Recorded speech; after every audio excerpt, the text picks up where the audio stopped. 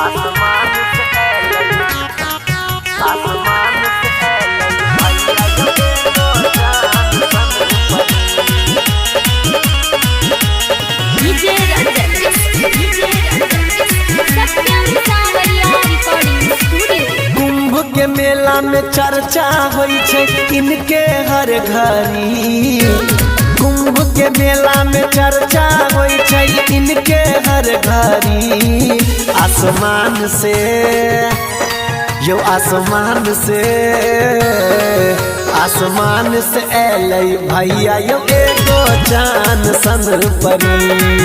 आसमान से ऐलई भैया यो एगो जान सन परी।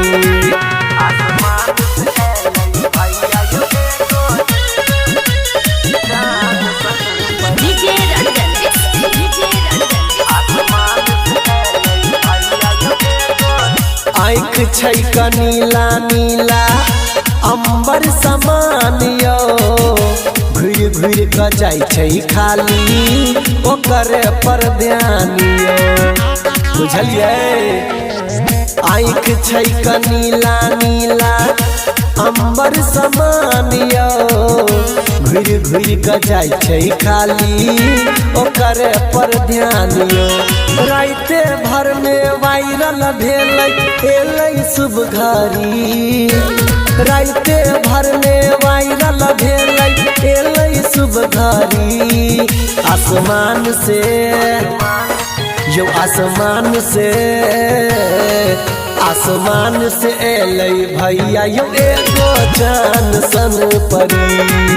ऐलई कुंभ के मेला में भैया यो एगो जान सन परी।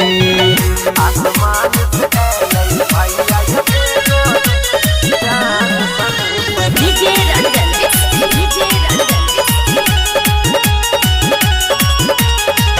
राज्य इंदौर के बेटी नाम छै मोनालिसा। कुंभ के मेला के बनल इहो एगो खिस्सा। राज्य इंदौर के बेटी नाम छै मोनालिसा। कुंभ के मेला के बनल इहो बड़का खिस्सा। सोशल मीडिया न्यूज पर लोग देखै हर घड़ी। करे छै इंस्टा रील पर सर्च इनके हर घड़ी। आसमान से यो आसमान से ऐलई भैया यो एगो जान सन परी। ऐलई कुंभ के मेला में भैया यो एगो जान सन परी। जान सन परी।